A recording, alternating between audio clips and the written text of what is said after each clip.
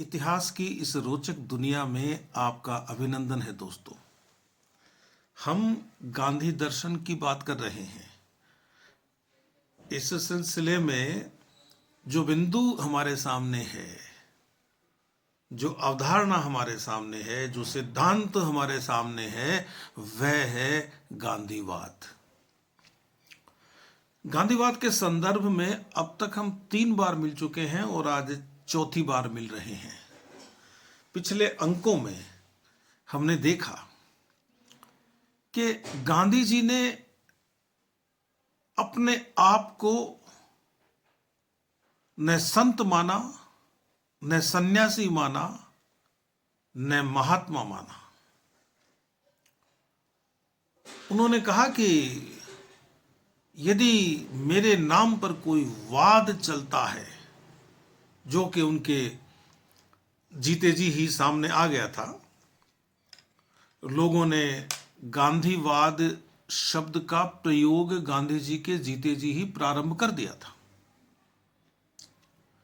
गांधी जी का यह कहना था कि यदि मेरे नाम से कोई वाद चलता है तो आपको यह मानना चाहिए कि ऐसा कोई वाद नहीं है। गांधीवाद कुछ नहीं है। मैं तो सत्य का शोधक हूं, सत्य के प्रयोग करता हूं और सत्य के संबंध में आप लोगों को वे ही बातें बताता हूं जो पहले कही जा चुकी हैं। तो जब मैंने नया कुछ कहा ही नहीं तो मेरे नाम पर वाद क्यों? खैर, वाद फिर भी चला, गांधीवाद चला। वाद के संदर्भ में मैं कह चुका हूं आपसे कि वाद की जगह है हमें बोध शब्द काम में लेना चाहिए।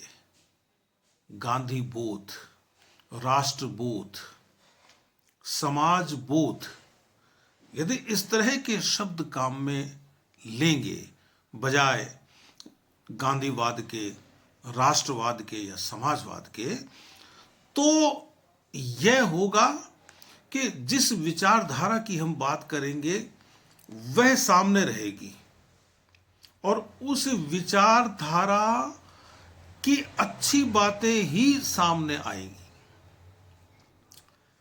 यदि आप वादी बनकर बात करेंगे तो आपके सामने आपके प्रतिवादी होंगे। तो जब मैं गांधीवाद कहता हूं तो आप समझिए कि मैं गांधी बोध कह रहा हूं। जब मैं राष्ट्रवाद कहता हूं तो आप समझिए कि मैं राष्ट्रबोध की बात कर रहा हूं। जब मैं समाज बोध कहता हूं तो आप समझिए कि मैं समाज के बोध की बात कर रहा हूं, उस अनुभव की बात कर रहा हूं जिसे हम शब्दों में व्यक्त नहीं कर सकते। उस अनुभव की बात कर रहा हूं जो अपने चिंतन को आगे बढ़ाता है, दूसरों के चिंतन का खंडन नहीं करता है जब तक उसकी बहुत ज्यादा आवश्यकता नहीं हो जाए। तो गांधी जी की मृत्यु के बाद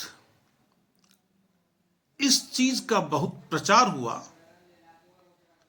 कि गांधी जी के जो 3 प्रमुख आयाम हैं, एक उनका ग्राम स्वराज्य, दूसरा उनका न्यासधारिता सिद्धांत और तीसरा जो सिद्धांत है गांधी जी का वह है सत्याग्रह। तो इन 3 आयामों पर गांधीवाद टिका हुआ है। यह बात सामने आ गई। अब उस गांधीवाद को स्वतंत्र भारत में आगे लेकर कौन जाए? लोगों ने कहा कि यह काम नेहरू का था, क्योंकि गांधी जी ने नेहरू को अपना उत्तराधिकारी घोषित किया था। इस संदर्भ में मैं आपसे बात कर चुका हूं कि गांधी जी का नेहरू को अपना उत्तराधिकारी घोषित करना केवल यह अपेक्षा करना था कि मेरी बात को नेहरू लोगों के सामने कहेंगे, उसे आगे लेकर जाएंगे। यह उत्तराधिकार कोई प्रधानमंत्री के पद का उत्तराधिकार नहीं था। यह उत्तराधिकार कोई गांधी की संपत्ति का उत्तराधिकार नहीं था, और यह उत्तराधिकार गांधी की जीवन शैली का उत्तराधिकार भी नहीं था। जब गांधी जी ने यह बात कही तब प्रधानमंत्री कौन बनेगा, इस तरह का प्रश्न सामने नहीं था। संपत्ति गांधी जी के पास कोई थी ही नहीं, और नेहरू ने गांधी की जीवन पद्धति को नहीं अपनाया था। तो यह एक सामान्य अपेक्षा थी और एक ही बार प्रकट की गई थी, और इसलिए भी प्रकट की गई थी कि चर्चाएं बड़ी गर्म थी कि नेहरू में और गांधी में बनती नहीं है। तो गांधी जी ने भावनात्मक रूप से कांग्रेस की कार्य समिति में ये प्रस्ताव रखा कि भाई मैं नेतृत्व छोड़ रहा हूं कांग्रेस का, और लोग ये न समझें कि मेरे और नेहरू के बीच कोई मतभेद है, हमारे मध्य बड़े आत्मीय संबंध हैं। तो नेहरू ने देश को अपने हिसाब से चलाया, अपनी नीति से चलाया, अपनी दृष्टि से चलाया। यह बात अलग है कि नेहरू जी यह मानते थे, यह समझते थे कि गांधी जी के जो सपने हैं वे वस्तुतः सपने ही हैं। वास्तविकता के खुरदरे धरातल पर उनको लागू करना बहुत कठिन है। फिर भी वे कुछ कर सकते थे जो उन्होंने नहीं किया, और आखिर में 1963 में उन्होंने लोकसभा में यह कहा भी कि हमने गांधी के रास्ते को छोड़कर गलती की। तो फिर गांधीवाद का क्या मतलब है? नेहरू तो नहीं रहे, गांधीवाद से अलग हो गए, तो फिर और कौन लोग थे जो गांधी के विचारों को, गांधी के सिद्धांतों को, गांधी के तौर तरीकों को आगे लेकर गए गांधीवाद के आधार पर? उनमें से एक व्यक्ति जयप्रकाश नारायण थे। जयप्रकाश नारायण ने अपनी किताब मेरी विचार यात्रा में लिखा है, उसके दूसरे खंड में लिखा है कि गांधी जी ने 1930 में ही यह भविष्यवाणी कर दी थी कि स्वराज की लड़ाई के बाद यदि वे जिंदा रहे तो जिस तरह से उन्हें अंग्रेजों से लड़ना पड़ा था वैसे ही उन्हें अपने लोगों से लड़ना पड़ेगा। अब आप समझ जाइए कि गांधी जी भी यह मानते थे कि संघर्ष बहुत लंबा है, और इस लंबे संघर्ष को वे अपने जीते जी किसी नतीजे पर पहुंचते हुए नहीं देख सकते थे। वे सिर्फ राजनीतिक आजादी का लक्ष्य लेकर नहीं चले थे। नहीं तो वे यह बात क्यों कहते कि मुझे यदि स्वराज मिल भी गया तो अपना अहिंसक संघर्ष अपने लोगों के खिलाफ जारी रखना पड़ेगा। तो गांधी के बाद गांधीवाद, यह एक बड़ा प्रश्न है। और मैं आपको पहले ही कह दूं कि गांधी के बाद गांधीवाद का यदि ध्वज किसी ने असल में उठाया है, वास्तविक अर्थ में उठाया है, तो वह नाम सिर्फ विनोबा का है। दूसरे लोग ऐसा कर नहीं पाए। आप यह देख लीजिए कि भारत की जो संविधान सभा है,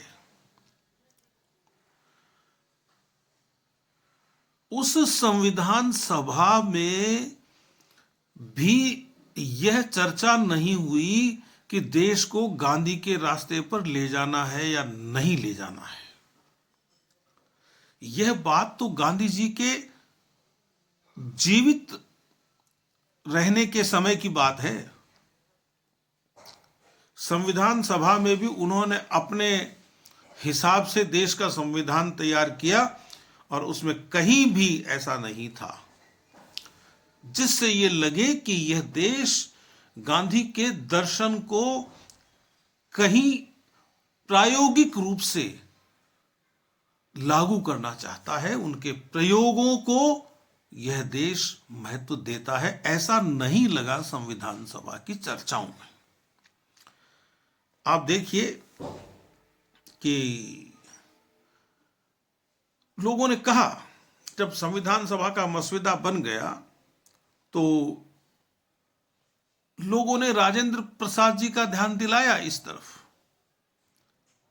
कि भाई इसमें गांधी जी कहां हैं? स्वतंत्र भारत का जो संविधान होगा उसमें गांधी जी कहां हैं? तो बड़ी मुश्किल से राज्य के नीति निर्देशक तत्वों में ग्राम पंचायत को स्वशासन की इकाई मानने की बात शामिल की गई। नीति निर्देशक तत्वों में ध्यान रखने की बात यह है, और उन नीति निर्देशक तत्वों का संविधान में क्या स्थान है यह आप अच्छी तरह जानते हैं।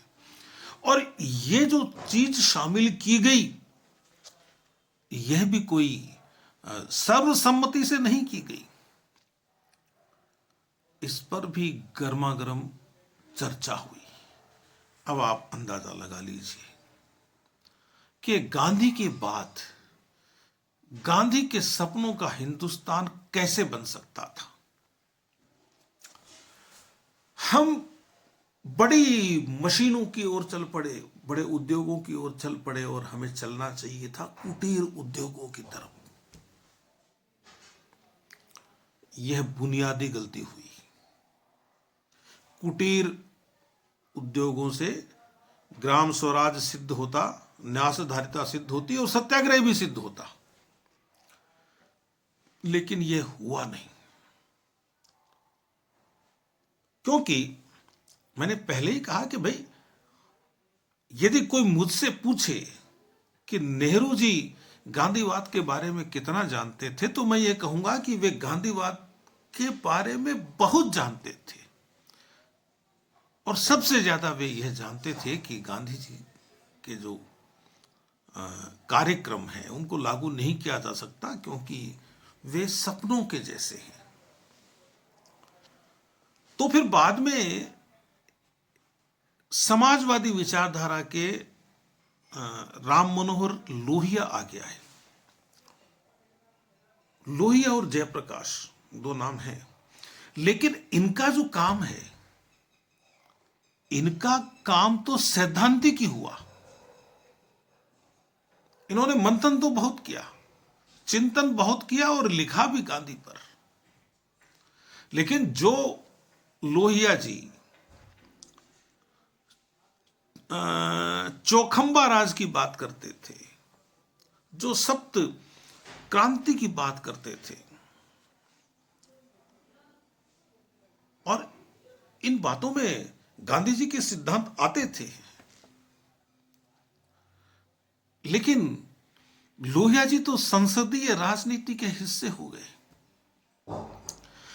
आप संसदीय राजनीति का हिस्सा होकर कभी गांधीवाद को आगे नहीं ले जा सकते। यह वही बात है जब कांग्रेस में यह मतभेद आया था आजादी के पहले की अंतरिम सरकार में शामिल हुआ जाए या नहीं हुआ जाए। एक तरफ आंदोलन जारी रखना और दूसरी तरफ सरकार में शामिल होना। तो जिस सरकार से आप अहिंसक संघर्ष करोगे, उसी सरकार में शामिल होकर आप कैसे गांधीवाद को आगे ले जाओगे। तो वो संसदीय राजनीति के चक्कर में उलझ गए लोहिया जी। और फिर बाद में जो लोहियावादी हुए या जो लोहिया बोधी हुए, उन्होंने भी कहीं कोई ग्राम स्वराज की बात नहीं की। वे भी कारखानों की, उद्योगों की बात करने लगे, क्योंकि गांधी जी का यह स्पष्ट कहना था कि मेरी जो लड़ाई है वह देश के स्वाधीन होने के बाद में संसदीय लोकतंत्र से होगी।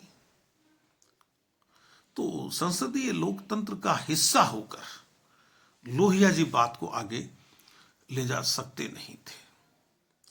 एक विनोबा जरूर हुए, उनके विषय में पढ़ना कभी मौका मिले तो आप। उन्होंने जरूर कुछ रचनात्मक कार्यक्रम दिए जो सीधे जनता से संबंधित थे, और उन्होंने ये कहा जमींदारों से, जिनके पास जमीनें थी, कि आपके पास जमीन ज्यादा है, जो जमीन जोत रहा है उसी के नाम कर दीजिए। भूदान आंदोलन था यह। भूदान से आगे बढ़कर ग्रामदान आंदोलन हुआ। यह आंदोलन सफलता की राह पर था। लोगों ने किसी दबाव में आकर अपनी जमीनें दान नहीं की। लोगों ने अपने मन की बात सुनकर अपनी जमीनें उन लोगों को दान की जिनके पास जमीनें नहीं थी। यह एक प्रकार का सर्वोदय ही था। यह एक प्रकार का समाजवाद था, लेकिन शुद्ध समाजवाद था। तो विनोबा जी की दृष्टि यह थी कि लोक शिक्षण होना चाहिए, लोगों को समझाया जाना चाहिए। लेकिन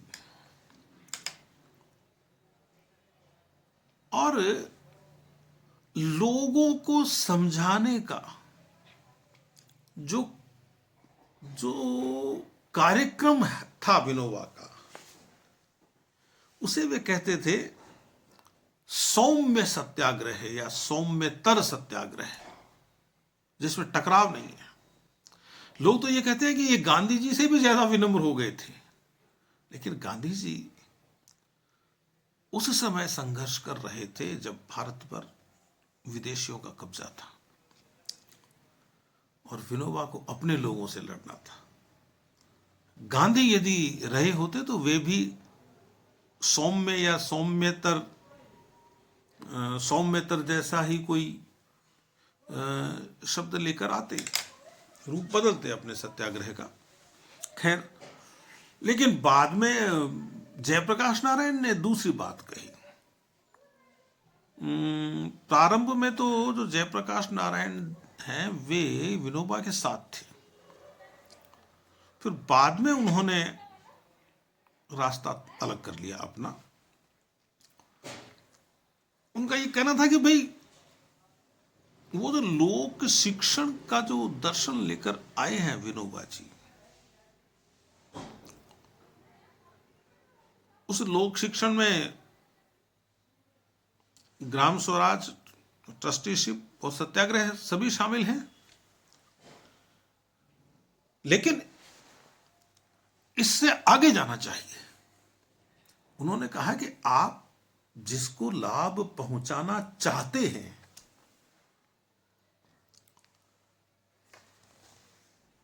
उस तक तो लाभ पहुंचना, उसको पता होना चाहिए ना कि मेरा हक यह है। यानी वे लोक शिक्षण को उस अंतिम व्यक्ति तक लेकर जाना चाहते थे जिसे लाभ मिलना चाहिए। और यह बात विनोबा भी चाहते थे, लोहिया भी चाहते थे, गांधी भी चाहते थे। लेकिन जयप्रकाश ने कहा कि भाई उस व्यक्ति को जागरण कब समझ में आएगा, वह कब जागेगा, उसका जागरण कब होगा। जब तक उसका जागरण नहीं होगा तब तक यह सब किए जाने का लाभ नहीं होगा, आगे तक नहीं जाएगी चीजें। चीजें आगे तक जानी चाहिए, उसकी अगली पीढ़ी को भी समझ में आना चाहिए। आपने अंतिम पंक्ति के अंत में बैठे हुए व्यक्ति को लाभ पहुंचा दिया, या उसको भी लाभ पहुंचा दिया जो पंक्ति में आके नहीं बैठा, अपने घर पर है। लेकिन वह लाभ उसे क्यों मिलना चाहिए, यह उसे पता होना चाहिए। तो इस तरह से थोड़ा सा इसको विनोबा ने जो सीमा बनाई थी उस सीमा को तोड़कर आगे निकले जयप्रकाश। लेकिन जयप्रकाश नारायण को आखिर में विनोबा का रास्ता ही अपनाना पड़ा। दिक्कत यह हो गई कि अब आप जो व्यक्ति पंक्ति के अंत में बैठा है या जो नहीं भी बैठा है, कहीं भी बैठा है, उसको सिखाने में लग जाओगे तो बाकी सारी चीजें धरी रह जाएंगी, फिर आप उसको सिखाते ही रहो। तो उनको लौटना पड़ा और लेकिन उन्होंने कभी माना नहीं कि मैं लौट आया। खैर, संपूर्ण क्रांति के नाम से उन्होंने अपनी बात कही और कहा कि मेरी जो क्रांति है उसमें हिंसा नहीं है।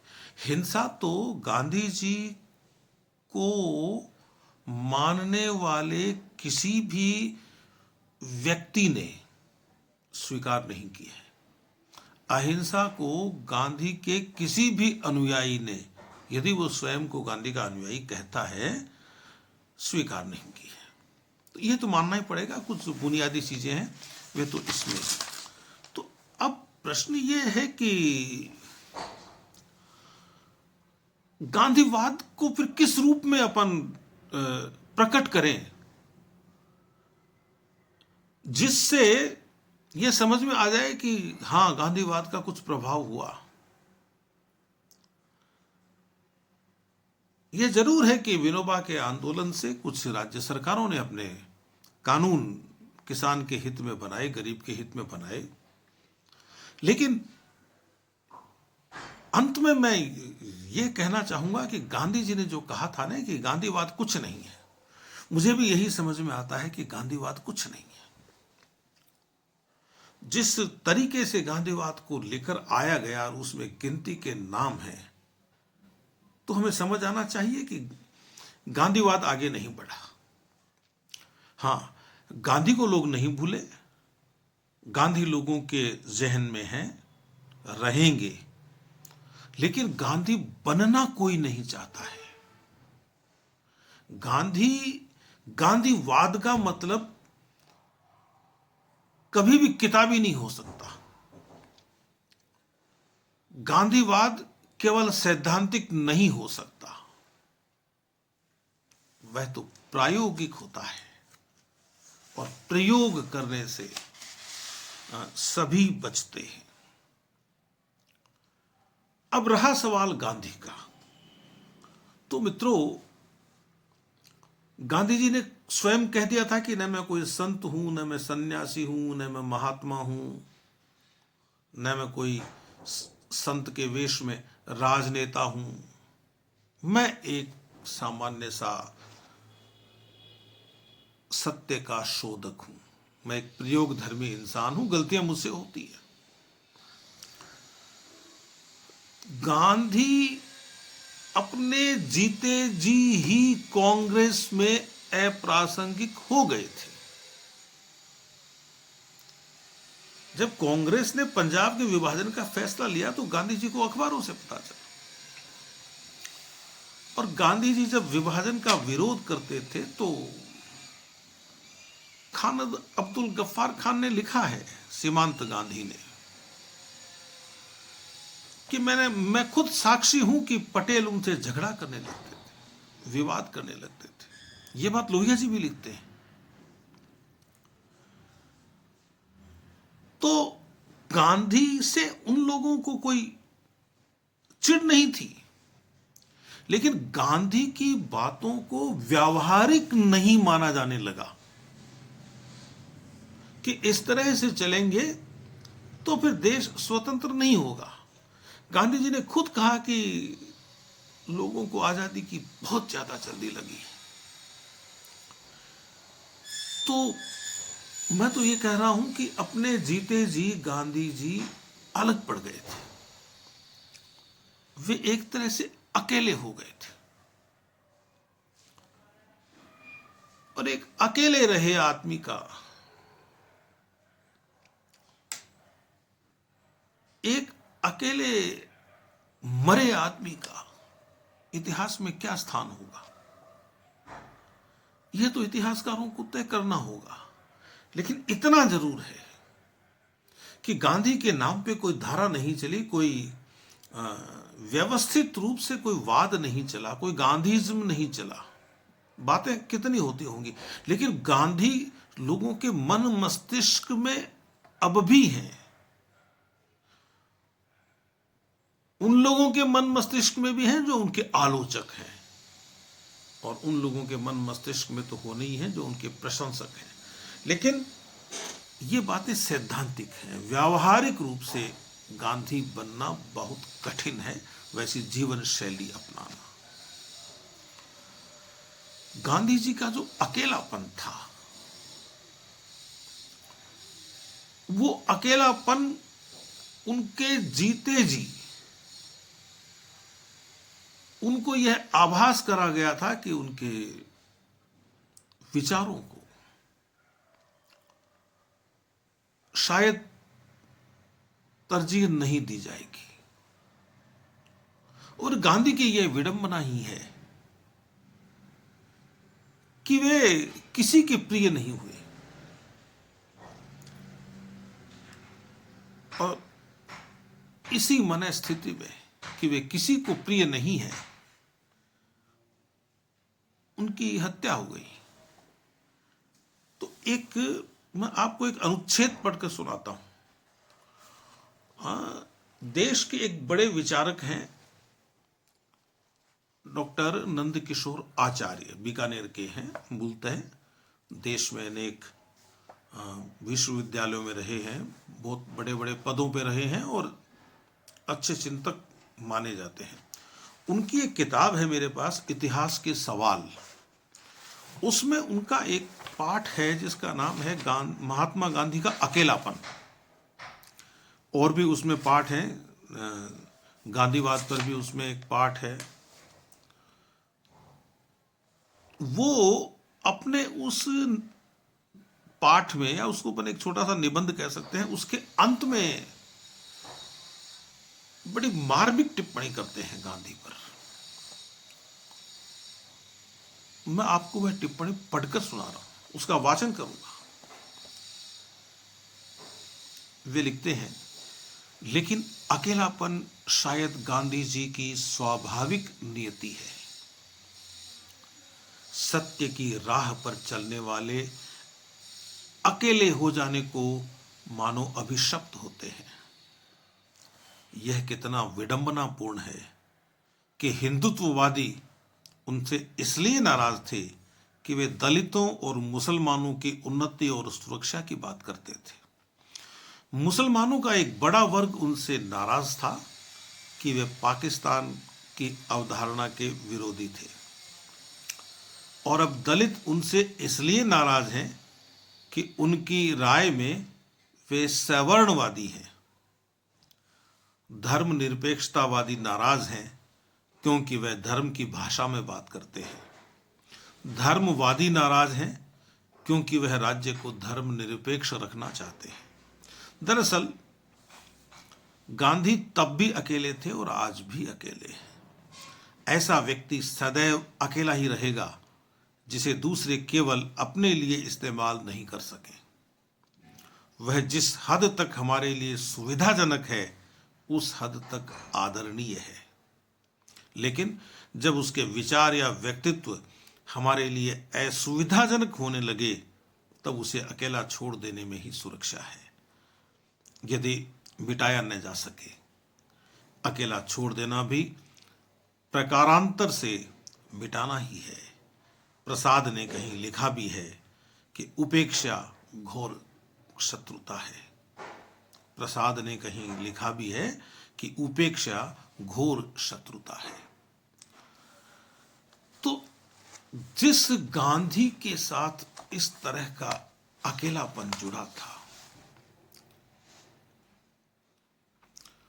उस गांधी के सामने विकल्प क्या था? जो हो रहा था उसे देखने के अलावा कोई विकल्प नहीं था। गालिब ने लिखा है ना एक जगह कि बाजी चाहे अतफाल है दुनिया मेरे आगे, बाजी चाहे अतफाल है दुनिया मेरे आगे, होता है शबो रोज तमाशा मेरे आगे। ये दुनिया मेरे आगे बच्चों के खिलौने जैसी है और मैं रोज तमाशा देखता हूं।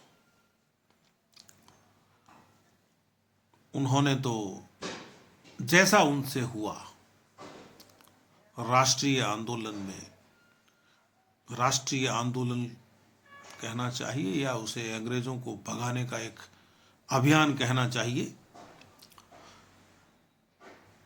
उसमें जो भूमिका उनसे निभाई जा सकती थी, जो उन्हें अच्छा लगा, वह उन्होंने किया, वह भूमिका निभाई। और उस संघर्ष के परिणाम स्वरूप लोगों के सिरों पर पगड़ियां बंधी, कोई मंत्री बना, कोई मुख्यमंत्री बना, कोई राज्यपाल बना। मुझे एक शेर और याद आ रहा है, कतील शिफाई का एक शेर है कि शर्मिंदा उन्हें और भी ऐ मेरे खुदा कर, शर्मिंदा उन्हें और भी ऐ मेरे खुदा कर, दस्तार जिन्हें दी है, दस्तार मैंने पगड़ी, दस्तार जिन्हें दी है उन्हें सर भी अता कर। कि मेरे मालिक, मेरे ईश्वर, जिन लोगों को तूने इस लायक बनाया है कि जिनके सिर पर पगड़ियां बंधे, उनको वैसे सर तो दे जिनकी वह पगड़ी शोभा बने, ऐसा चिंतन तो दे, ऐसा जीवन तो दे, ऐसी समझ तो दे उनको। तो मित्रों, यह गांधीवाद की बात थी। गांधीवाद की बात जब मैंने शुरू की थी तब भी गांधीवाद स्पष्ट नहीं था, और जब मैं यह बात पूरी कर रहा हूं तब भी गांधीवाद स्पष्ट नहीं है।